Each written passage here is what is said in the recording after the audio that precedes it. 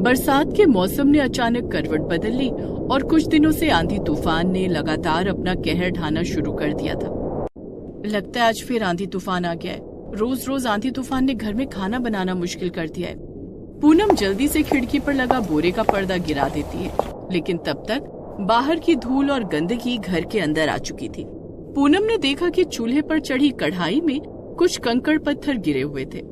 हे भगवान, आज फिर सब्जी में कंकड़ पत्थर गिर गए। कल भी यही हुआ था और घर का कोई सदस्य एक निवाला तक नहीं खा सका था।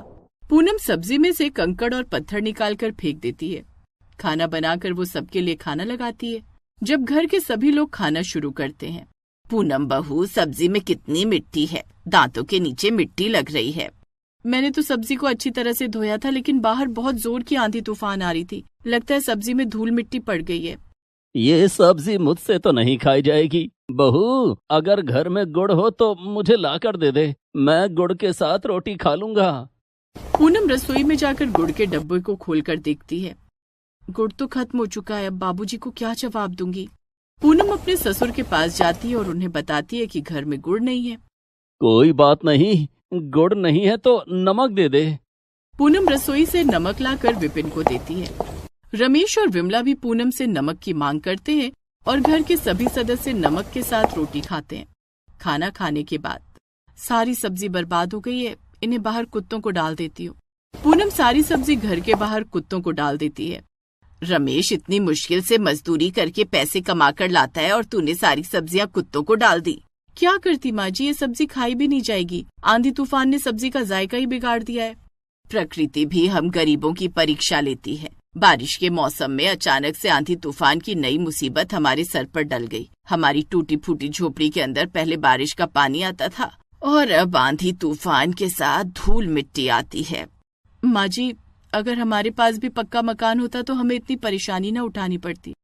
हमारे पास पक्का मकान बनाना किसी सपने जैसा है पूनम। हमारे पास 2 वक्त की रोटी के लिए पैसे हो जाते हैं, वही बहुत है। पक्का मकान बनाने के लिए पैसे कहाँ से आएंगे। पूनम के घर के हालात बद से बदतर हो गए थे। झोपड़ी में कई जगहों पर छेद हो गई थी और खिड़की का पल्ला भी टूट गया था, जिस पर उसने एक फटी पुरानी बोरी टांग दी थी। ये फटी पुरानी बोरी किसी काम की नहीं है। ना तो ये बारिश को रोक पाती है और ना ही आंधी तूफान को।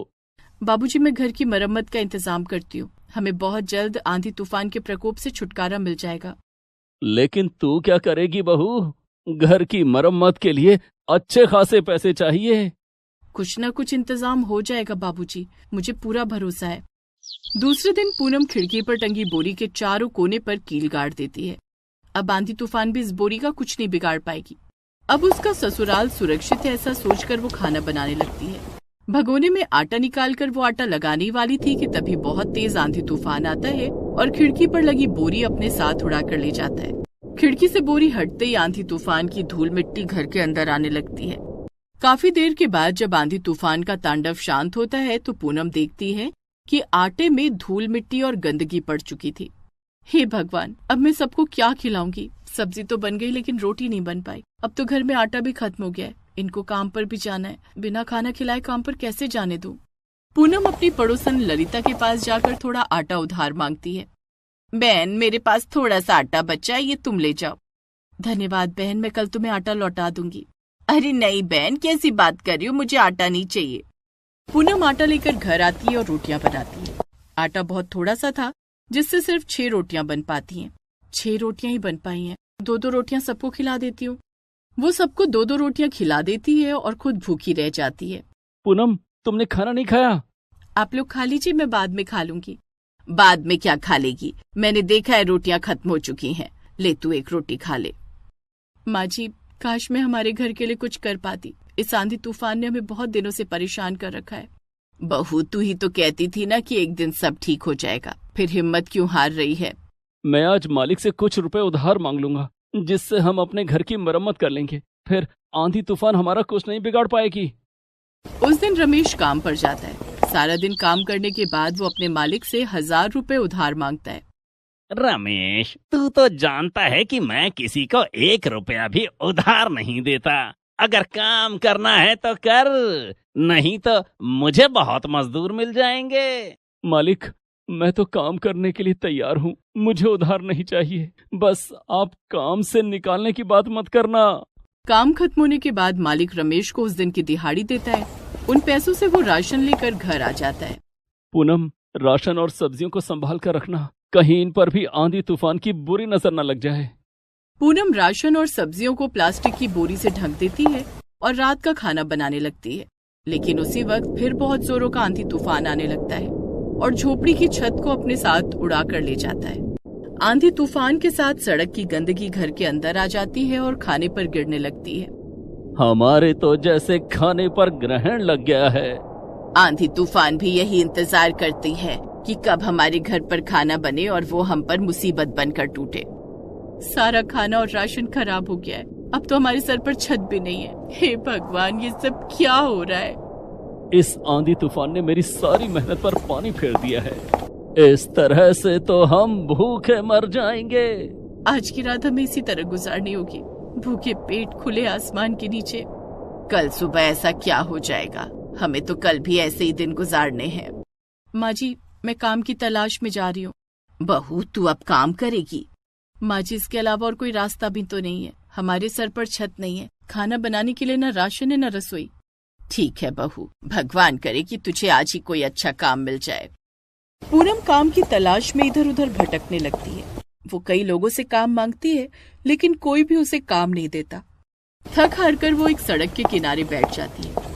तभी वो देखती है कि सामने एक बहुत बड़ा बंगला है, जिसमें से एक आदमी अपने हाथ में एक सूटकेस लेकर बाहर निकलता है। वो अपनी गाड़ी में बैठने ही वाला था कि बाइक पर सवार दो युवक उसका बैग छीनकर भागने लगते हैं। चोर, चोर, पकड़ो, पकड़ो। पूनम ने चोरों को भागते हुए देखा तो उसे कुछ समझ नहीं आया। उसके पैर के पास एक ईंट पड़ी थी। उसने ईंट उठाकर बाइक चला रहे चोरों की तरफ फेंकी। ईंट सीधा उसके सर पर लगती है और दोनों चोर सड़क पर गिर जाते हैं। इतने में पूनम और वो आदमी वहाँ पहुंचकर दोनों चोरों को पकड़ लेते हैं। तुम दोनों को मैं पुलिस के हवाले करूंगा। वो आदमी फोन करके पुलिस को बुलाता है। पुलिस दोनों चोरों को गिरफ्तार करके थाने ले जाती है। आपका बहुत बहुत धन्यवाद। आपने आज मेरी बहुत बड़ी मदद की है। मेरे लाखों रुपए चोरी होने से बचा लिए। लाखों रुपए? हाँ, इस बैग में 10 लाख रुपए हैं जो आपकी वजह से मुझे वापस मिले हैं। ये लीजिए, ये कुछ पैसे हैं, आप इन्हें रख लीजिए, आपके काम आएंगे। साहब, मुझे ये पैसे नहीं चाहिए।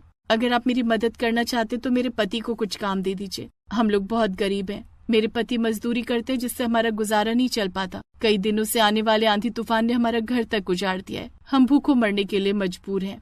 ठीक है, मैं आपके पति को काम भी दे दूंगा, लेकिन ये रुपए तो आपको रखने ही पड़ेंगे।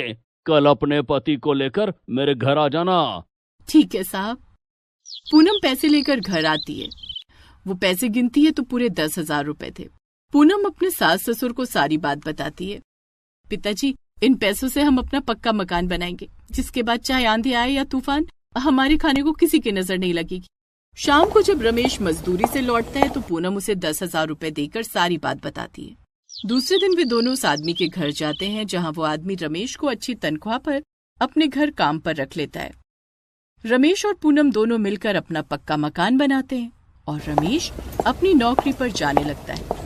अब पूनम के पास एक अच्छी सी रसोई थी, जिसमें वो बड़े आराम से अपने परिवार के लिए स्वादिष्ट पकवान बनाने लगती है।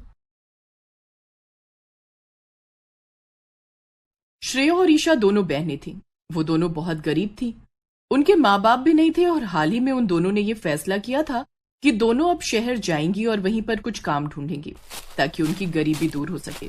दोनों रात की ट्रेन की टिकट करा लेती हैं, लेकिन उन्हें नहीं पता था कि ट्रेन का ये सफर उनकी जिंदगी बदल देगा। रात में श्रेया और ईशा ट्रेन पर चढ़ जाती हैं। उनकी बोगी लगभग खाली ही थी और बस सामने वाली सीट पर एक आदमी और उसकी प्रेग्नेंट बीवी बैठी हुई थी। वो आदमी और उसकी पत्नी दिखने में काफी अमीर लग रहे थे, लेकिन वो आदमी श्रेया और ईशा को अजीब नजरों से देखता है और फिर अपनी बीवी से कहता है, सुषमा, पूरी बोगी खाली ही है, हमें दूसरी सीट पर बैठ जाना चाहिए। क्यों हरी, यहाँ क्या दिक्कत है?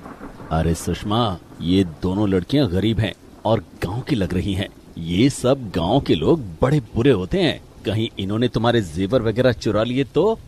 चलो हम कहीं और चलते हैं। श्रेया और ईशा भी ये बात सुन लेती हैं और उन्हें बहुत बुरा लगता है। अरे क्या तुम भी धीमे बोलो जरा, और सब गांव वाले एक जैसे नहीं होते, ऐसे बोलोगे तो उन्हें बुरा लग जाएगा ना। सुषमा श्रेया और ईशा से कहती है, सुनिए माफ करिएगा, ये बस कभी कभी ऐसे ही बोल देते हैं बिना सोचे समझे, आप ध्यान मत दीजिए। अरे क्या तुम भी सुषमा, उनसे माफी क्यों मांग रही हो? चलो बस दूसरी सीट पर चलकर बैठ जाओ मेरे साथ। सुषमा हरि के आगे हार मान लेती है और जाकर दूसरी सीट पर बैठ जाती है, लेकिन श्रेया को हरि की बात पर बहुत गुस्सा आता है। ईशा देखा तूने, वो आदमी हमें कैसे कह रहा था, मुझे तो इस पर बहुत गुस्सा आ रहा है। श्रेया छोड़ ना, तू उस पर ध्यान मत दे, बाहर तो देख कितनी ज्यादा तेज बारिश हो रही है, लगता है आगे और ज्यादा तेज आंधी तूफान आएगा। और ठीक ऐसा ही होता है, बाहर की बारिश बंद होने का नाम ही नहीं ले रही थी, लेकिन तभी अचानक से एक बहुत जोर की आवाज आती है और ट्रेन भी रुक जाती है। हे भगवान, ये क्या था? ये ट्रेन क्यों रुक गई? और ये इतनी तेज आवाज, कहीं कुछ अनहोनी तो नहीं हो गई? ईशा, मुझे तो बड़ा डर लग रहा है, बाहर इतनी तेज बारिश और ये ऐसे अंधेरे सुनसान इलाके में ट्रेन रुक गई, ये तो बिल्कुल भी अच्छा नहीं है। हरी ट्रेन की खिड़की से बाहर झांकता है और कहता है, ये तो कोई स्टेशन भी नहीं है, फिर यहाँ क्यों रुकी है ट्रेन? तभी आगे की बोगी से एक आदमी भागता हुआ आता है। उसके सर पर चोट लगी हुई थी और खून बह रहा था।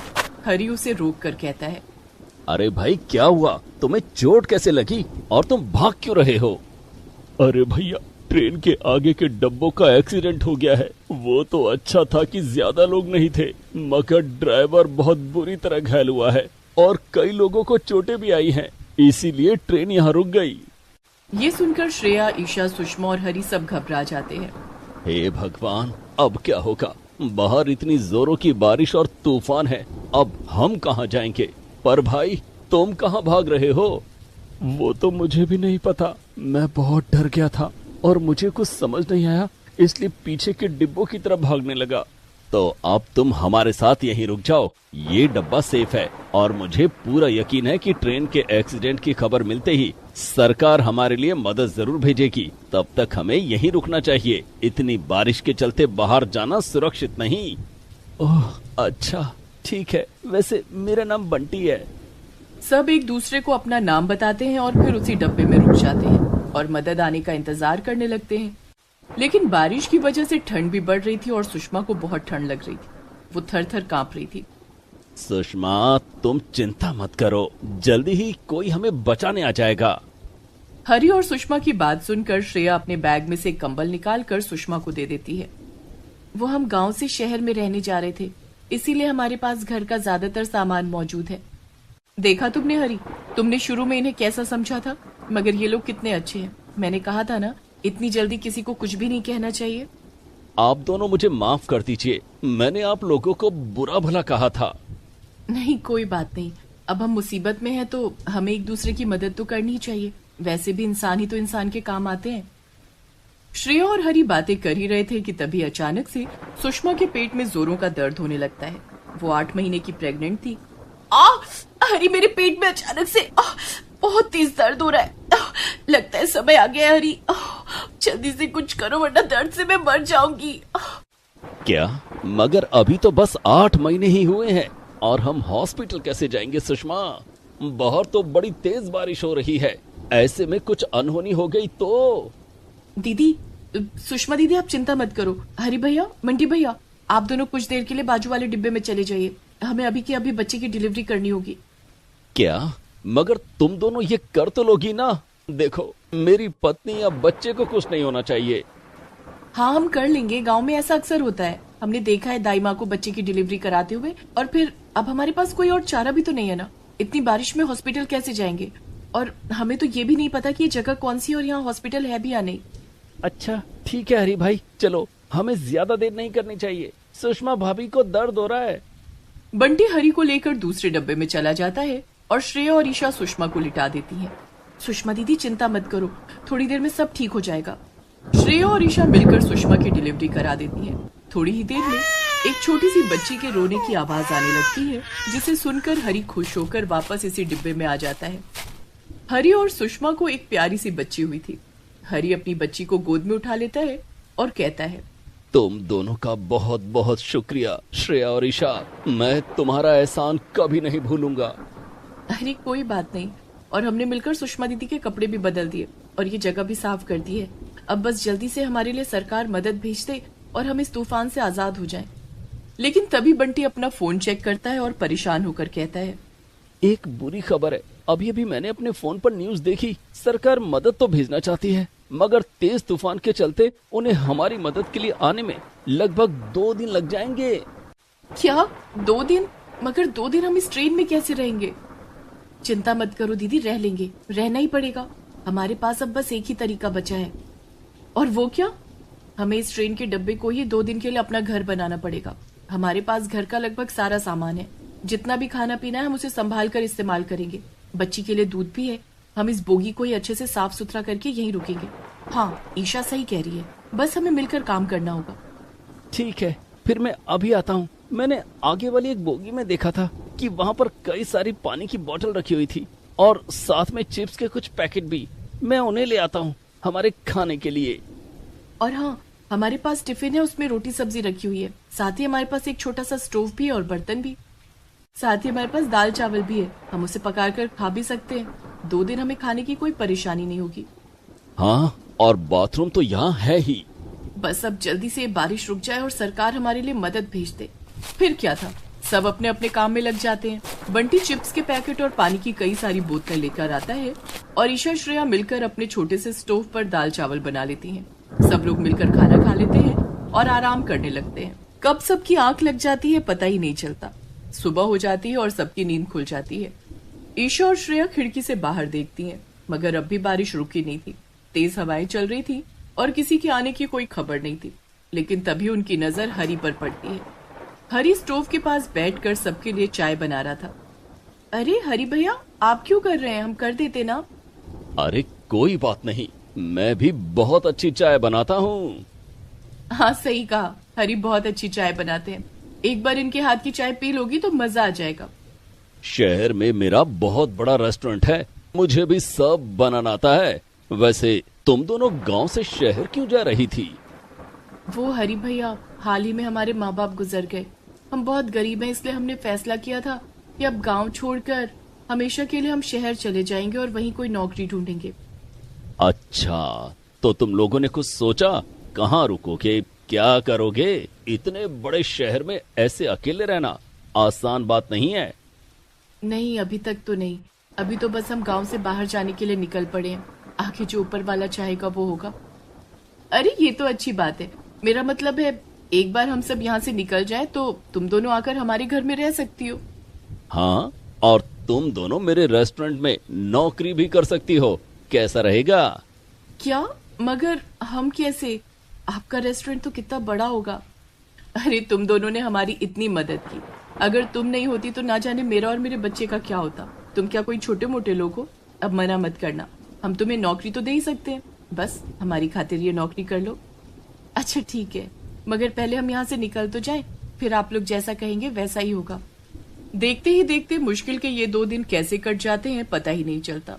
तीसरे दिन सरकार की तरफ से लोग मदद के लिए आ जाते हैं और ईशा, श्रेया, हरी, सुषमा, उसकी बच्ची और बंटी को सुरक्षित ट्रेन से निकालकर शहर भिजवा देते हैं। शहर पहुंचकर ईशा और श्रेया हरी और सुषमा के घर में रुकते हैं और हरी उन्हें अपने रेस्टोरेंट में नौकरी भी दे देता है।